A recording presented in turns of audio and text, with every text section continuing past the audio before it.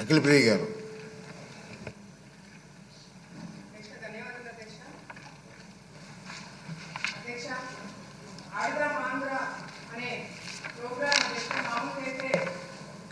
క్రీడాకారులను ఎంకరేజ్ చేయడానికి గ్రామ స్థాయి నుంచి రాష్ట్ర స్థాయి వరకు స్పోర్ట్స్ని ఎంకరేజ్ చేయాల్సిన కార్యక్రమం అధ్యక్ష ఇది యాక్చువల్గా. కానీ ఆడుదాం ఆంధ్ర అనే పేరుతో ఆంధ్రాతోనే ఆడుకున్నారు అధ్యక్ష. వాళ్ళు ఆడుకున్నారు అధ్యక్ష, మేము కాపాడుతున్నాం అధ్యక్ష. అధ్యక్ష, ఈరోజు ఫుట్బాల్కి వాలీబాల్కి తేడా తెలియని వాళ్ళు కూడా గతంలో మంత్రిగా మరి 120 కోట్ల రూపాయలతో ఈ గేమ్స్ కండక్ట్ చేయడం అనేది చాలా విడ్డూరంగా ఉంది అధ్యక్ష. ఎందుకంటే అధ్యక్ష, వాళ్ళు ఎక్కడ కూడా క్రీడాకారులను ఎంకరేజ్ చేస్తున్నట్టు కానీ పలానా క్రీడలో పలానా ప్లేయరు ఫోకస్ అయినట్టుగా కానీ ఎక్కడ మనకు కనిపించలేదు అధ్యక్ష. ఎంతసేపు వైసీపీకి సంబంధించిన మంత్రులు వాళ్ళే ఆడినారు అధ్యక్ష, వాళ్ళే కింద పడ్డారు అధ్యక్ష, వాళ్ళే డాన్స్లు వేసినారు అధ్యక్ష. అంతేగాని క్రీడాకారులను ఎంకరేజ్ చేసినట్టుగా కూడా ఎక్కడ కూడా ఎవరు ఫోకస్ కాలేదు అధ్యక్ష. అధ్యక్ష, మిగతా స్కామ్లకి ఈ స్కామ్కి తేడా ఏంటంటే అధ్యక్ష, మిగతా స్కామ్లకి మనము ప్రజల్ని మోటివేట్ చేసి వాళ్ళని జరిగిన కార్యక్రమాలు వాళ్ళకి ప్రెస్ మీట్ల ద్వారానో ఇంకొక ప్రోగ్రాంల ద్వారా వాళ్ళకి చెప్పాల్సిన అవసరం ఉండింది అధ్యక్ష. కానీ ఈ ఆడుదాం ఆంధ్ర అనే ఒక స్కామ్ అధ్యక్ష కళ్ళ ముందర గ్రామ స్థాయి నుంచి రాష్ట్ర స్థాయి వరకు జిల్లా స్థాయి వరకు అందరూ కూడా గమనించిన స్కామ్ అధ్యక్ష ఇది. ఎందుకంటే క్రీడాకారులు ఆడడానికి ఇచ్చిన కిట్స్ అధ్యక్ష నాణ్యత లేదు అధ్యక్ష. ఫస్ట్ బాల్కే బ్యాట్ ఇరిగిపోయినాయి అధ్యక్ష. కిట్స్ మీద ఏదైతే పబ్లిసిటీ కోసం స్టిక్కర్లు పెట్టుకున్నారో దాని మీద ఫోకస్ పెట్టారే తప్ప క్రీడల మీద వీళ్ళు ఫోకస్ పెట్టలేకపోయినారు అధ్యక్ష.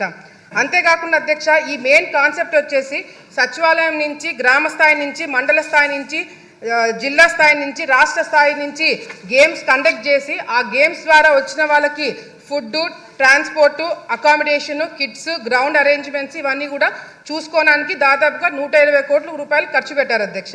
ఇందులో గేమ్స్ వచ్చేసి అధ్యక్ష kabaddi, kho kho, badminton, cricket, volleyball for men and women అధ్యక్ష. అధ్యక్ష, ఇక్కడ మిస్యూజ్మెంట్ ఆఫ్ ఫండ్స్ ఎక్కడ జరిగినాయంటే అధ్యక్ష, ఇప్పుడు మేము అడిగిన క్వశ్చన్లకు కూడా ఎక్కడైనా అవినీతి జరిగిందా దాని డీటెయిల్స్ అడిగినాం అధ్యక్ష. మంత్రి గారు కేవలం ఎక్కడెక్కడ ఖర్చు పెట్టారో దాని గురించి డీటెయిల్స్ ఇచ్చారే తప్ప ఎక్కడ అసలు అవినీతి జరిగిందా లేదా అనే క్లారిటీ కూడా మాకు ఇంకా ఇవ్వలేదు అధ్యక్ష. మిస్యూజ్మెంట్ ఆఫ్ ఫండ్స్ ఎక్కడ జరిగినాయంటే అధ్యక్ష, ఫేక్ వాలంటీర్ల ద్వారా ఫేక్ ఆధార్ కార్డులు తీసుకొని రిజిస్ట్రేషన్స్ చేయించుకోవడం జరిగింది అధ్యక్ష. కిట్స్ ఏదైతే ఉన్నాయో అవి ఫేక్ కిట్స్ అధ్యక్ష, నాణ్యత లేని కిట్స్ ఇవ్వడం జరిగింది అధ్యక్ష. పబ్లిసిటీ కోసము 35 కోట్ల రూపాయలు ఖర్చు పెట్టారు అధ్యక్ష. కేవలం ఈ స్టిక్కర్లకి అదేవిధంగా సోషల్ మీడియాకి హోర్డింగ్స్కి 35 కోట్ల రూపాయలు ఖర్చు పెట్టడం జరిగింది అధ్యక్ష.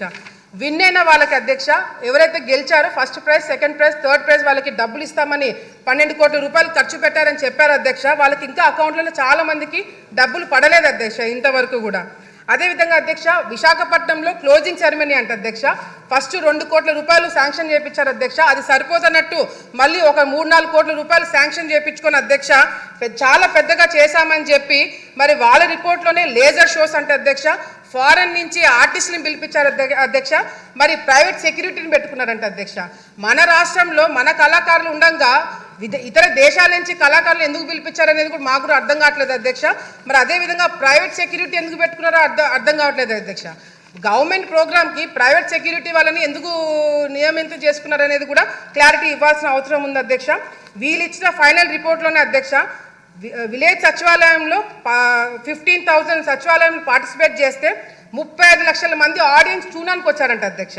మండల స్థాయిలో 753 మండలాలు పార్టిసిపేట్ చేస్తే దాదాపుగా 4 లక్షల మంది చూడడానికి వచ్చారు అధ్యక్ష. డిస్ట్రిక్ట్ లెవెల్లో జరిగిన దానికి 90,000 మంది ఆడియన్స్ వచ్చారంట అధ్యక్ష. మరి విశాఖపట్నంలో అధ్యక్ష 35,000 మందితో ఆడియన్స్ తోటి ప్రోగ్రామ్ చేశారంట అధ్యక్ష. ఆ ప్రోగ్రామ్కి మాత్రం జగన్మోహన్ రెడ్డి గారు రాలేదు అధ్యక్ష. క్లోజింగ్ సెరమనీకి కూడా రాలేదంట, ఆయనకి టైం కూడా లేదు అధ్యక్ష.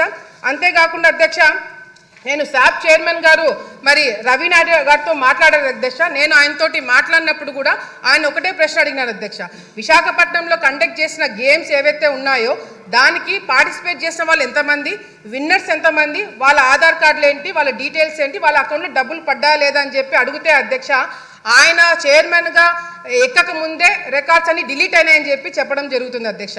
ఇది చాలా చాలా దారుణం అధ్యక్ష. దీని మీద కంపల్సరీ ఎంక్వైరీ పెట్టించాలి అధ్యక్ష. ఆల్ ఇండియా స్టూడెంట్ ఫెడరేషన్ వాళ్ళు శాప్ చైర్మన్ గారికి లెటర్ రాశారు అధ్యక్ష. దీంట్లో అవినీతి జరిగింది, మీరు యాక్షన్ తీసుకోమని చెప్పి మరి రాస్తే అధ్యక్ష, అదేవిధంగా శాప్ చైర్మన్ గారు మరి చంద్రబాబు నాయుడు గారి ఆదేశాల మేరకు కూడా మరి సిఐడికి విజిలెన్స్కి కంప్లైంట్ ఇస్తే అధ్యక్ష, కంప్లైంట్ ఇచ్చిన తర్వాత సిఐడి వాళ్ళు వచ్చారంట అధ్యక్ష. సిఐడి వాళ్ళు వచ్చి కేవలం ఒకే ఒక రోజు మరి ఇన్స్పెక్షన్ చేశారంట అధ్యక్ష. ఈనాడులో ఫ్రంట్ పేజ్లో వచ్చింది అధ్యక్ష, ఆంధ్రప్రదేశ్ అక్రమాలపై విచారణ తూచని చెప్పి ఈనాడులో వచ్చింది అధ్యక్ష. ఒక్కరోజు ఇన్వెస్టిగేషన్ నిజంగానే జరిగిందా, అసలు సిఐడి వాళ్ళు ఈ కేసు టేకప్ చేస్తారా లేదనేది కూడా మరి మంత్రి గారు క్లారిటీ ఇవ్వాలి అధ్యక్ష. మెయిన్గా అధ్యక్ష, ఈరోజు ముఖ్యంగా అధ్యక్ష, ఇది 120 కోట్ల రూపాయలు స్కామ్ కాదు అధ్యక్ష.